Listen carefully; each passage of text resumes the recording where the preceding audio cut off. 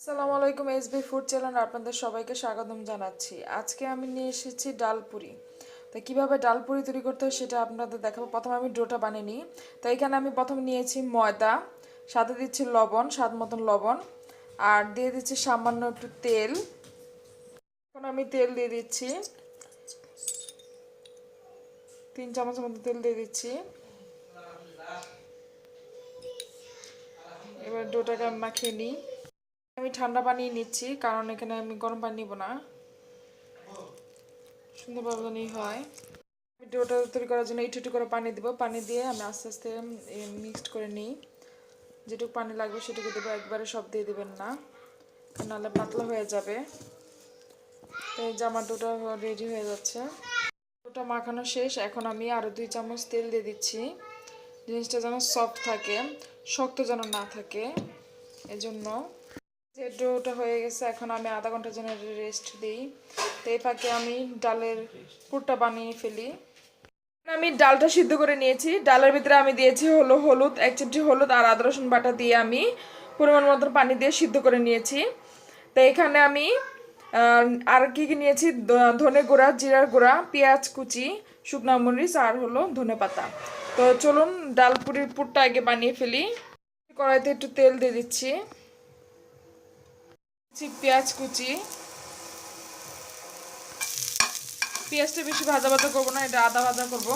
তো এখন আমি দিয়ে দিচ্ছি ডাল, সিদ্ধ করা ডাল। এখানে আমি মসুরি ডাল নিয়েছি, তারপর মসুরি ডালটাই নেবেন। ডাল আর পেঁয়াজটা একসাথে ভেজে নিই।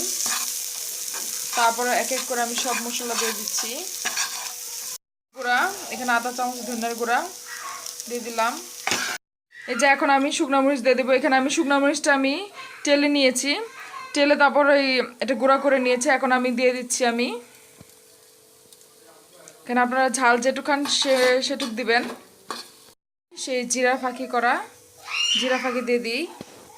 ধনেপাতা কুচি, আপনারা ধনেপাতা ইচ্ছেগুলো দিলে দিতে পারেন, না না দেন কোনো সমস্যা নাই। আমি এখানে ফ্লেভারের জন্য দিয়ে দিচ্ছি। ডালের পুরটা হয়ে গেছে, ডালটা একদম ঝরঝরা হবে।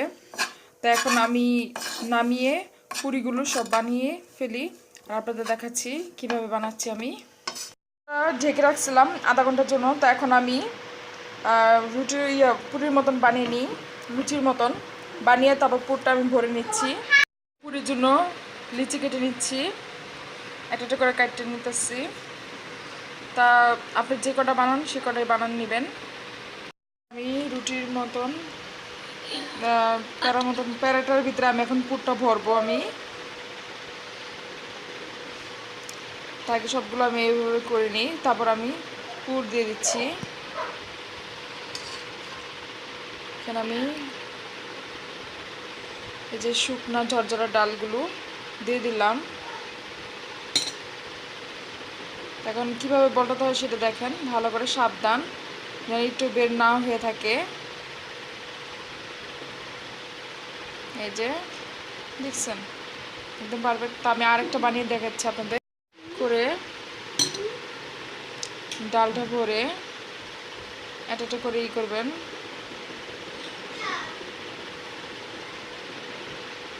হয়ে গেল।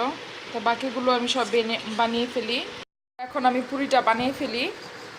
এই যে দেখুন, সামান্য একটু ফ্রিতে রুটি বেলুনে একটু তেল লাগিয়ে নেবেন, তাহলে আপনার জন্য সুবিধা হবে আর ফুলতেও সুবিধা হবে।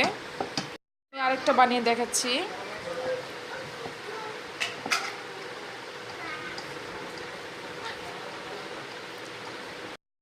পুরির মতন বানিয়ে ফেলছি। এখন আমি বাকিগুলো সব বানিয়ে ফেলি, একটা করে সব বানিয়ে ফেলি। আমি তাওয়াতে তেল গরম করে নিয়েছি, এখন আমি পুরিগুলো দিয়ে দিচ্ছি, এক এক করে সব দিয়ে দিব। তো একটা করে আমি ভেজে নিই সুন্দর করে।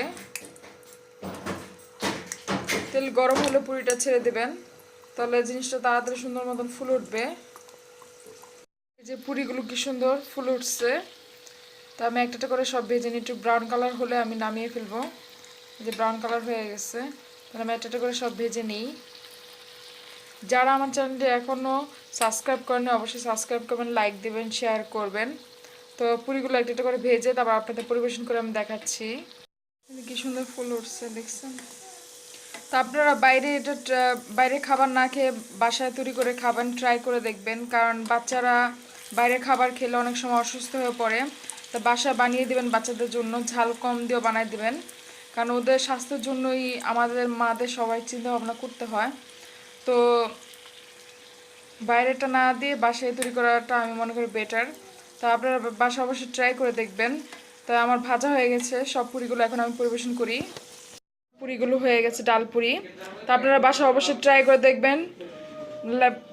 চ্যানেলটিকে সাবস্ক্রাইব করবেন, লাইক দেবেন, শেয়ার করবেন। আজকে এ পর্যন্ত, ভালো থাকুন, সুস্থ থাকুন, আল্লাহ হাফেজ।